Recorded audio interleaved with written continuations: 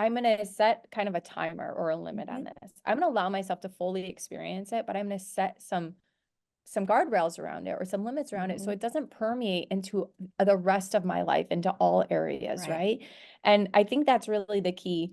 One thing that's really helped too with emotions in making peace with them is or even like just the internal dialogue is just becoming aware of it. Like, what is this? What's coming up for me? What is it here to teach me? Asking questions, right? That inquiry really allows us to become more aware and then really assess things instead of react to things, right? And so with that, if someone is having trouble with an emotion, another one that came up for me recently, which I was so blindsided by, was regret. And I had actually worked with my coach on this, which was so beautiful.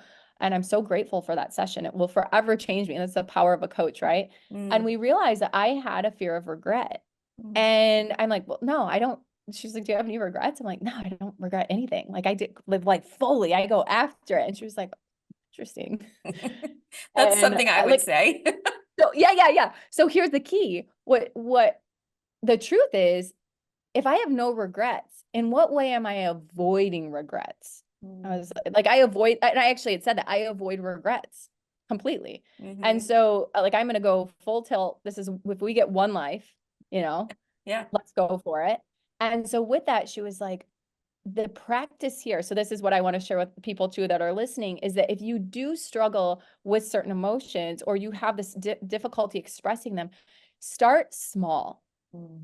Start really, really small. So my exercise, my practice was dance with regret in like micro doses. That's such a like poppy term now, right? Like just little amounts of regret. In I believe somatics, they call it titration. So you're just gonna like start very, very small and then be slowly like just acknowledge what comes up in small amounts of regret, in small amounts of sadness. And suddenly what you realize is that I can handle sadness. I can be sad.